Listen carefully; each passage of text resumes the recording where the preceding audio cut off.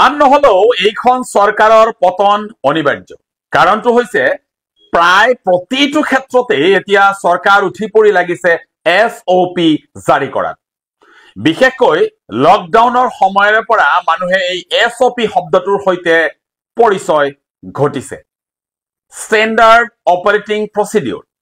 এই যে প্ৰতিটো ক্ষেত্ৰতে SOP জাৰি কৰাৰ যিটো চৰকাৰৰ প্ৰৱণতা, এই প্ৰৱণতাই এই চৰকাৰখনক আগন্তুক নিৰ্বাচনত কিন্তু হলঠেকত পেলাব, এয়া চৰকাৰে জানি ৰখাটো ভাল। কাৰণ জুবিন গাৰ্গ ক্ষেত্ৰ বা জুবিন গাৰ্গৰ সমাধি ক্ষেত্ৰ যিয়ে নকওঁ কিয়, তাত চৰকাৰে উশৃংখলতা ৰোধৰ নামত উশৃংখলতা ৰোধৰ দোহাই দি যি SOP জাৰি কৰিছে, সেই SOP কিন্তু সৰ্বসাধাৰণ মানুহে মানি লব বিচৰা নাই। নিশ্চিতভাৱে আমি এই কথাটো কব লাগিব যে তাত মদ খাই উদ্ভণ্ডালি কৰাটো বা কোনোবাই তাত ৰাজনৈতিক ক্ষেত্ৰ হিচাপে ব্যৱহাৰ কৰাটো, তাত ৰাজনৈতিক শ্লোগান দিয়াটো বা জুবিন গাৰ্গ সমাধি ক্ষেত্ৰক ৰাজনৈতিক এটা ক্ষেত্ৰ হিচাপে ব্যৱহাৰ কৰাটো কিন্তু গ্ৰহণযোগ্য কথা নহয়। কিন্তু চৰকাৰে তাত SOP জাৰি কৰাতকৈ তাত তেনেবোৰ কাৰ্যপন্থা ৰোধ কৰাৰ ক্ষেত্ৰত তেওঁলোকে এটা পদক্ষেপ গ্ৰহণ কৰিব পাৰিলেহেঁতেন আৰক্ষী অথবা প্ৰশাসনৰ জৰিয়তে। তাকে নকৰি তেওঁলোকে তাত SOP জাৰি কৰি জুবিন অনুৰাগীসকলক আহত কৰিছে। আৰু আজি অসমত অধিকাংশ মানুহ জুবিন অনুৰাগী, আৰু এই জুবিন অনুৰাগী সকলে যিসকল আহত হৈছে চৰকাৰৰ এই সিদ্ধান্তৰ জৰিয়তে, তেওঁলোকে নিৰ্বাচনমুখী অসমত ভোটদানৰ সময়ত এক সিদ্ধান্ত নিশ্চয় গ্ৰহণ কৰিব।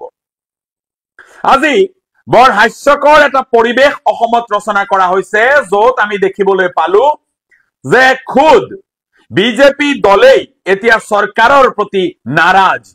তেওঁলোকৰেই দলৰ চৰকাৰ, তেওঁলোকৰেই দলৰ ব্যক্তিয়ে মুখ্যমন্ত্ৰীৰ আসন শুৱনি কৰি আছে। এতিয়া তেওঁলোক কৰবাত মুখ্যমন্ত্ৰীৰ প্ৰতি আৰু কৰবাত চৰকাৰৰ প্ৰতি নাৰাজ বাবেই তেওঁলোকে এতিয়া ৰাজপথলৈ ওলাইছে চৰকাৰৰ বিৰুদ্ধে প্ৰতিবাদ সাব্যস্ত কৰিবলৈ, ন্যায় ব্যৱস্থা খৰতকীয়া কৰিবলৈ।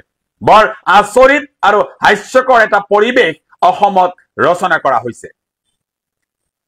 আজি বিভিন্ন ৰাজনৈতিক দল অথবা বিভিন্ন সংগঠনে জুবিন গাৰ্গৰ ন্যায় প্ৰাপ্তিৰ বিষয়টোক প্ৰাধান্য দিবৰ বাবে, জুবিন গাৰ্গৰ ন্যায় প্ৰাপ্তিৰ বিষয়টো গুৰুত্বপূৰ্ণ এটা কাৰ্যসূচী হিচাপে গ্ৰহণ কৰি তেওঁলোকে বিভিন্ন সময়ত সমদল উলিয়াইছে, প্ৰতিবাদ কৰিছে, মম সমদল উলিয়াইছে, ইত্যাদি ইত্যাদি বিভিন্ন কাৰ্যসূচী গ্ৰহণ কৰিছে। আৰু এই কাৰ্যসূচী সমূহ বাধাগ্ৰস্ত কৰিবৰ বাবে পুলিচ প্ৰশাসনৰ জৰিয়তে চৰকাৰে এইসমূহ প্ৰতিহত কৰাৰ যি চেষ্টা কৰিছে, সেই চেষ্টা নিন্দনীয়, এই চেষ্টা গৰিহণাযোগ্য। কাৰণ চৰকাৰৰ শেহতীয়া যি ভূমিকা, সেই ভূমিকাৰ পৰা আমি স্পষ্টভাৱে দেখিবলৈ পালো যে চৰকাৰে ফেচিবাদৰ এটা উত্থান ঘটাব বিচাৰিছে। ফেচিবাদী যি চৰিত্ৰ, স্বৈৰতন্ত্ৰ চৰিত্ৰৰে তেওঁলোকে চৰকাৰী কাৰ্যকলাপসমূহ আগুৱাই নিব বিচাৰিছে।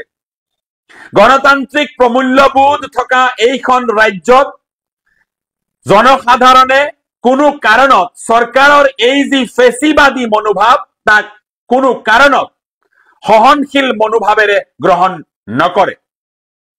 নিৰ্বাচন আহিছে, চৰকাৰ হলঠেকত পৰিছে। চৰকাৰে নিশ্চিতভাৱে বুজি উঠিছে যে জুবিন গাৰ্গৰ ন্যায় প্ৰাপ্তিৰ বিষয়টোৰে হয়তো এইবাৰৰ নিৰ্বাচন অনুষ্ঠিত হ'ব। জুবিন গাৰ্গৰ ন্যায় প্ৰাপ্তিৰ বিষয়টো এটা অন্যতম ইস্যু হবলৈ গৈ আছে, যাৰ বাবে চৰকাৰ ভীতিগ্ৰস্ত হৈছে, চৰকাৰ শংকিত হৈছে, যাৰ বাবে চৰকাৰে এনেদৰে জুবিন অনুৰাগীসকলক মানসিকভাৱে উৎপীড়ন কৰিবলৈ যত্ন কৰিছে। এই মানসিক উৎপীড়ন গৰিহণাযোগ্য, এই মানসিক উৎপীড়ন কোনো কাৰণত সহ্য কৰা নহব। চৰকাৰে মনত ৰখাটো ভাল যে স্বৈৰতন্ত্ৰৰ যি তেওঁলোকে উন্মেষ ঘটাব বিচাৰিছে, এই স্বৈৰতন্ত্ৰ কিন্তু নিপাত যাব। এই স্বৈৰতন্ত্ৰ নিপাত কৰিবৰ বাবে জনসাধাৰণে ওলাই আহিব আৰু 2026 ইয়াক উচিত প্ৰত্যুত্তৰ নিশ্চয়কৈ দিব।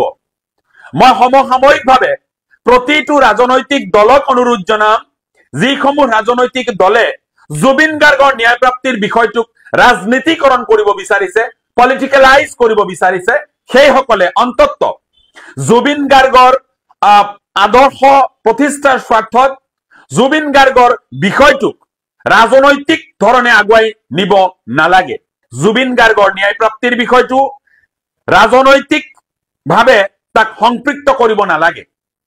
জুবিন গাৰ্গৰ ন্যায়প্ৰাপ্তিৰ বিষয়টো সহজভাৱে সৰলভাৱে ৰাজনৈতিক যি সম্পৃক্তকৰণ সেয়া নকৰি তাক আগুৱাই নিব লাগিব প্ৰতিটো দল, সংগঠন তথা ৰাজনৈতিক দলে।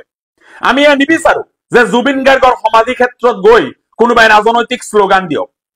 আমি এয়া নিবিচাৰো যে কোনোবা মদ্যপী মানুহে জুবিন গাৰ্গৰ সমাধি ক্ষেত্ৰত গৈ মদ খাই মাতলামি কৰক, আমি এইটোও নিবিচাৰো। কিন্তু সেই কামসমূহ প্ৰতিহত কৰিবৰ বাবে চৰকাৰে নিশ্চয় পুলিচ অথবা প্ৰশাসন ব্যৱহাৰ কৰিব পাৰিলেহেঁতেন বা পাৰে। সেয়া নকৰি তাত যি ধৰণে চৰকাৰে SOP জাৰি কৰি যি কথা তেওঁলোকে জাহিৰ কৰিব বিচাৰিছে, এয়া কেৱল স্বৈৰতন্ত্ৰৰ নামান্তৰ। এই স্বৈৰতন্ত্ৰ নিপাত যাবই লাগিব। অসমৰ প্ৰতিজন মানুহ ওলাই আহিব লাগিব এই স্বৈৰাচাৰী চৰকাৰখনক নিপাত কৰিবৰ বাবে।